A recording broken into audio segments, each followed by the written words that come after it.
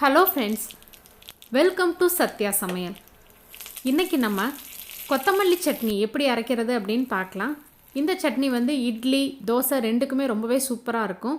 நான் இன்னைக்கு 3 பல் போல பூண்டு எடுத்திருக்கேன், 2 பச்சை மிளகாய், ஒரு பெரிய வெங்காயம், 3/4 வாசி தக்காளி, கொஞ்சமா தேங்காய் எடுத்திருக்கேன்.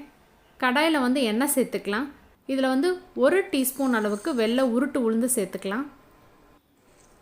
நீங்கள் இன்னும் நம்ம சேனலை சப்ஸ்கிரைப் பண்ணாமல் இருந்தீங்கன்னா மறக்காமல் சப்ஸ்கிரைப் பட்டன் ப்ரெஸ் பண்ணி வச்சுக்கோங்க. வீடியோஸ் அதனோட நோட்டிஃபிகேஷன் கிடைக்க பக்கத்தில் இருக்க பெல் பட்டன் ப்ரெஸ் பண்ணிக்கோங்க.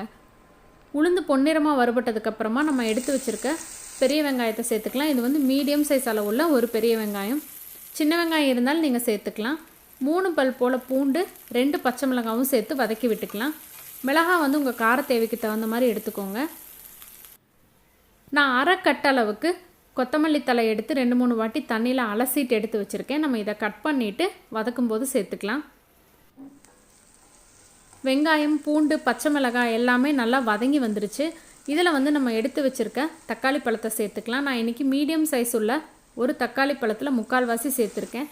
நீங்கள் வந்து சின்ன பழமாக எடுத்துருந்தீங்க அப்படின்னா ஒரு தக்காளி பழமே போதும்.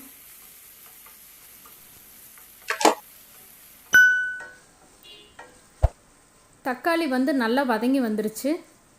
இந்த ஸ்டேஜில் நம்ம வந்து கட் பண்ணி வச்சுருக்க கொத்தமல்லி தலையை இதில் சேர்த்திடலாம். லேசாக கொத்தமல்லியினுடைய பச்சை வாசனை போகிற வரைக்கும் வதக்கி விட்டால் போதும், ரொம்ப நேரம் வதக்க வேண்டாம். 5 நிமிஷத்துலேயே வந்து பாதியாக குறைஞ்சி வந்துடும். இதில் இருக்க தண்ணி எல்லாமே வந்து எவாப்ரேட் ஆகிட்டு குறைஞ்சிரும். இப்போ பாருங்கள், இந்தளவுக்கு வந்து குறைஞ்சி வந்துருச்சு. இன்னொரு 2-3 நிமிஷம் நம்ம வந்து வதக்கி விட்டால் போதும்.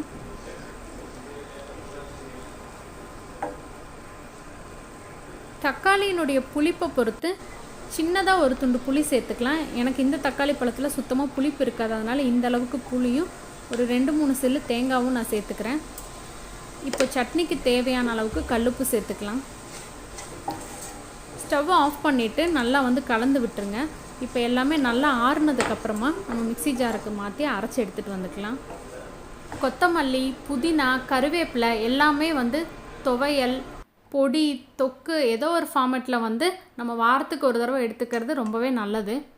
மிக்ஸி ஜாருக்கு மாற்றி கொஞ்சமாக தண்ணி சேர்த்து நம்ம அரைச்சி எடுத்துக்கலாம். சூப்பரான நம்மளுடைய கொத்தமல்லி சட்னி வந்து ரெடி ஆகிடுச்சு.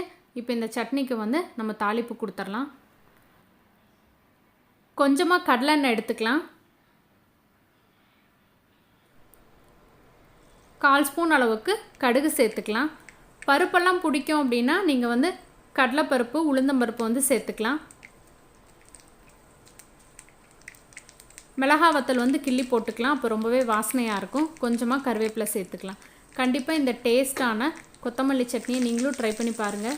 வீடியோ பிடிச்சிருந்தா உங்கள் ஃப்ரெண்ட்ஸ் எல்லாத்துக்கும் ஷேர் பண்ணுங்கள், லைக் பண்ணுங்கள், கமெண்ட் பண்ணுங்கள். சுவை அறிந்திட சுவைத்து பாருங்கள். தேங்க்யூ.